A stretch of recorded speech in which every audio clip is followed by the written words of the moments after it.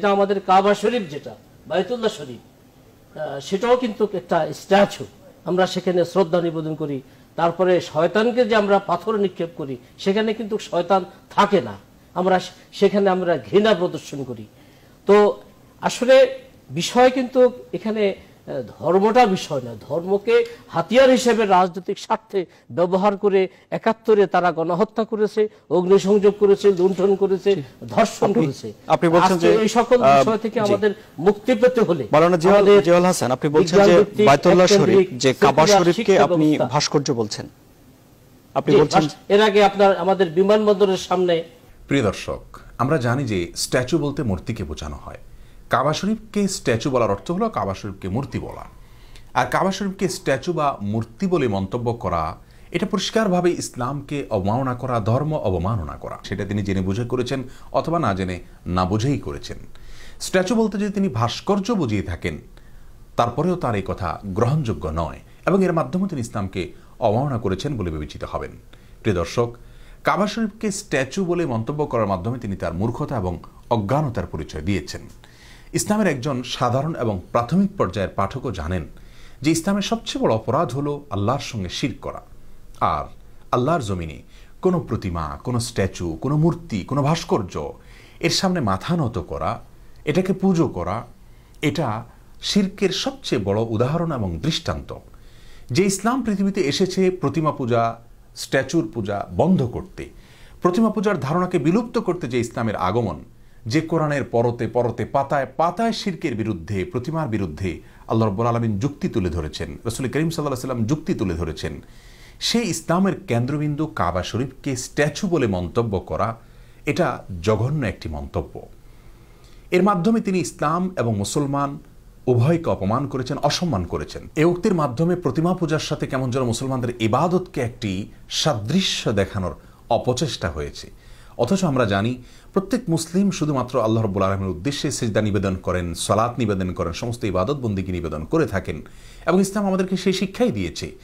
কাবার দিকে ফিরে আমরা যে সিজদা করছি, কাবার দিকে ফিরে যে আমরা সালাত আদায় করছি, এটি শুধুমাত্র শৃঙ্খলার স্বার্থে। জামাতে যখন আমরা সালাত আদায় করব বা আমরা সবাই যখন গোটা বিশ্বের বিভিন্ন প্রান্ত থেকে সালাত আদায় করব, একটা দিকে ফিরে যেন আমরা সালাত আদায় করি, শুধুমাত্র দিক নির্ণয় করবার জন্য কাবার দিকে ফিরে আল্লাহ রাব্বুল আলামিন আমাদেরকে সালাত আদায় করতে বলেছেন। অন্যথায় যে কোনো দিকে মানুষ সালাত আদায় করুক না কেন, সে সম্পর্কে আল্লাহ তাআলা পরিষ্কারভাবে কোরআনে কারিমে মন্তব্য করেছেন যে তোমরা যেদিকে ফিরেই সালাত আদায় করো না কেন, সেটা যদি আল্লাহর উদ্দেশ্যে করে থাকো, তাহলে আল্লাহর উদ্দেশ্যেই সালাত আদায় হিসাবে বিবেচিত হবে, কারণ সমস্ত দিকের সৃষ্টিকর্তা আল্লাহ রাব্বুল আলামিন। সেখানে শুধুমাত্র কাবাকে আমাদের জন্য কেবলা হিসেবে নির্ধারণ করা হয়েছে, তার দিকে মুখ করে আমরা আল্লাহর উদ্দেশ্যে সিজদা এবং ইবাদত নিবেদন করে থাকি। আল্লাহ তাআলা বলেছেন, ফাওয়াল্লি ওয়াজহাকা শাতরাল মাসজিদিল হারাম, হে রাসূল আপনি আপনার মুখাবয়বকে, শুধুমাত্র চেহারাকে কাবার দিকে ফিরান, অর্থাৎ কাবার দিকে মুখ করে শুধুমাত্র ইবাদত করছি আমরা, কিন্তু ইবাদত হচ্ছে আল্লাহ রাব্বুল আলামিনকে। তাহলে কাবা শরীফকে স্ট্যাচু বলা, এটা কেমন যেন মুসলিমদের ইবাদতকে প্রতিমা পূজার সাথে সাদৃশ্য দেওয়া, এটা কোনো অবস্থাতেই গ্রহণযোগ্য হতে পারে না। তিনি হাজর আসওয়াদ পাথরের কথাও টেনেছেন যে মুসলিমরা আমরা হাজর আসওয়াদ পাথরকে চুম্বন করে থাকি, এটা এক প্রকারের স্ট্যাচু নাকি? অথচ পাথর এটা কখনো স্ট্যাচু হতে পারে না। স্ট্যাচু যদি হয়ে থাকে তাহলে এটা কার স্ট্যাচু, কিসের আকৃতি, কিসের মূর্তি? অথচ আমরা জানি এটা একটা পূর্ণাঙ্গ পাথর। সেই সাথে কাবা এটা একটা ঘর, এই ঘরে একসময় ইবাদত করা হতো, স্থান সংকলন হয় না দেখে আমরা বাহির ইবাদত করছি, তাহলে এটি একটি ঘর। এই ঘরটার সাথে তিনি যে এটাকে স্ট্যাচু বলে মন্তব্য করলেন, এটা কার মূর্তি, কার স্ট্যাচু, কার ভাস্কর্য, কিসের ভাস্কর্য? অতএব কাবাকে, হাজর আসওয়াদ পাথরকে স্ট্যাচু বলা একই সঙ্গে মূর্খতা এবং ইসলাম অবমাননা করা। সেই সাথে আমরা বলতে চাই, হাজর আসওয়াদ পাথরকে যে আমরা চুম্বন করে থাকি, এটা এই জন্য যেই নয় যে এই পাথরকে চুম্বন করে আমরা কোনো কল্যাণ তার কাছ থেকে আশা করি। সহিহ মুসলিমে বর্ণিত হাদিসে খলিফাতুল মুসলিমিন ওমর ফারুক রাদিয়াল্লাহু তাআলা আনহু অত্যন্ত বলিষ্ঠভাবে বলেছিলেন হাজর আসওয়াদ পাথরকে সম্বোধন করে, হে পাথর, আমি জানি তুমি নিছক একটি পাথর, কোনো কল্যাণ অকল্যাণের ক্ষমতা তোমার নাই, এই বিশ্বাস আমার আছে। যদি মুহাম্মদ রাসূলুল্লাহ সাল্লাল্লাহু আলাইহি সাল্লামকে আমি না দেখতাম তোমাকে চুম্বন করতে, তাহলে আমি কোশ্চিন কালেও তোমাকে চুম্বন করতাম না। ইমাম তাবারী রাহিমাহুল্লাহ বলেছেন যে ওমর ফারুক রাদিয়াল্লাহু তাআলা আনহু এই উক্তির মাধ্যমে মূলত কিছু মানুষের সন্দেহ সংশয়কে দূর করতে চেয়েছেন। যেহেতু মুসলিমরা সদ্যই প্রতিমা পূজার যুগ পার করে এসেছেন, কারণ মনে হতে পারে যে কাবার চতুর্পাশে তওয়াফ করা, কাবার দিকে ফিরে সিজদা করা এবং হাজর আসওয়াদ পাথরকে চুম্বন করা এগুলো প্রতিমা পূজারই নতুন কোনো ভার্সন কিনা, সেই সন্দেহ দূর করবার জন্য ওমর রাদিয়াল্লাহু তাআলা আনহু হাজর আসাদ পাথরকে সম্বোধন করে কথাগুলো বলেছেন। এখান থেকে পরিষ্কারভাবে বোঝা যায় যে এটাকে কোনোভাবেই প্রতিমা পূজার যে দৃশ্য আমরা দেখতে পাই তার সঙ্গে মেলানো অথবা সাদৃশ্য দেখানো এটা কোনো অবস্থাতেই গ্রহণযোগ্য না, বরং এটি চরম স্পর্ধা। একজন মুসলিম এ উক্তি কোনো অবস্থাতেই করতে পারেন না চরম মূর্খ না হলে অথবা ইসলাম বিদ্বেষী না হলে। সেই সাথে তিনি জামরাতের কথাও টেনেছেন। জামরাতে আমরা যে পাথর মেরে থাকি সেটাও নাকি স্ট্যাচু, অথচ সেখানে কার স্ট্যাচু, কার আকৃতি? এখানে কোনো আকার আকৃতি কারোরই নেই, কোনো কিছুই নেই, একটা পিলার শুধুমাত্র।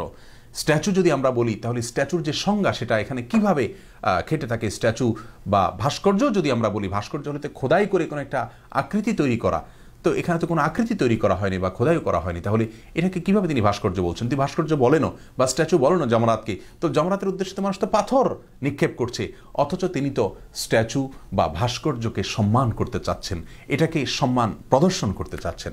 প্রিয় দর্শক, আমরা জানি যে প্রতিমার পুজো করা এটা শিরক, আর কোনো মানুষের অবয়ব আকৃতি অঙ্কন করা, ছবি অঙ্কন করা বা মূর্তি নির্মাণ করা সিজদা বা পূজার উদ্দেশ্য না করলেও সেটি গুনাহের কাজ। রাসূল করিম সাল্লাল্লাহু আলাইহি সাল্লামের বাসার পর্দায় তাঁর অজান্তে কোনো প্রাণীর ছবি ছিল, অঙ্কন করা ছিল। জিবরিল তার বাসায় প্রবেশ করেননি, ফেরত গিয়েছেন, পরবর্তীতে এসে তাকে জানিয়েছেন, তিনি সেই ছবি মুছে দিয়েছেন, তারপর জিবরিল প্রবেশ করেছেন। রাসূল করিম সাল্লাল্লাহু আলাইহি সাল্লাম তার প্রিয় সাহাবী আলী রাদিয়াল্লাহু তাআলাকে বলেছেন, যত ছবি আছে এই সবগুলোকে তুমি মুছে দাও এবং যত উঁচু কবর আছে সেগুলোকে মাটির সাথে তুমি সমান করে দাও। এই সমস্ত হাদিস থেকে পরিষ্কারভাবে বোঝা যায় ভাস্কর্য নির্মাণ করা অথবা এগুলো স্থাপন করা বা বাসাবাড়িতে পুতুলকে সম্মানজনকভাবে প্রদর্শন করা, রাখা, শোপিস ইত্যাদি হিসাবে, এগুলো কোনো মুসলমানের জন্য জায়েজ নয়, সম্পূর্ণ হারাম। প্রিয় দর্শক, আমরা অত্যন্ত বলিষ্ঠভাবে জানাতে চাই, যারা ভাস্কর্য নির্মাণ করবেন আপনারা নির্মাণ করুন, কিন্তু আল্লাহর ওয়াস্তে সেটাকে হালাল করার অপচেষ্টা করবেন না। আল্লাহ যেটাকে হারাম করেছেন, কোরআন হাদিস যেটাকে পরিষ্কারভাবে হারাম বলেছে, সেটাকে হালাল করার অপচেষ্টা কেন করছেন? কত হারাম কাজই আপনারা করছেন। আরেকটি হারাম কাজ করুন, কিন্তু স্বীকার করুন সেটি হারাম, সেটিকে হালাল হিসাবে আখ্যায়িত করার চেষ্টা, এটা মুসলমানদেরকে অপমান করা। কাবাকে এবং হাজর আসাদ পাথরকে, জামারাতকে, এগুলোকে স্ট্যাচু বলা, এটা পরিষ্কারভাবে মুসলমানদেরকে এবং ইসলামকে অবমাননা করা। আমরা আহ্বান করছি, এ উক্তি যিনি করেছেন তিনি প্রকাশ্যে তওবা করে ফিরে আসুন এবং আল্লাহ রাব্বুল আলামিনের কাছে ক্ষমা প্রার্থনা করুন। অন্যথায় আপনার এই মন্তব্যের জন্য ইসলামের দৃষ্টিকোণ থেকে আপনি জঘন্য এবং চরম অপরাধ করেছেন বলে বিবেচিত হয়েছেন। আল্লাহ রাব্বুল আলামিন আমাদের সকলকে এসব ধরনের বাজে এবং জঘন্য উক্তি থেকে বেঁচে থাকার তৌফিক দান করুন। আসসালামু আলাইকুম ওয়া রাহমাতুল্লাহি ওয়া বারাকাতুহু।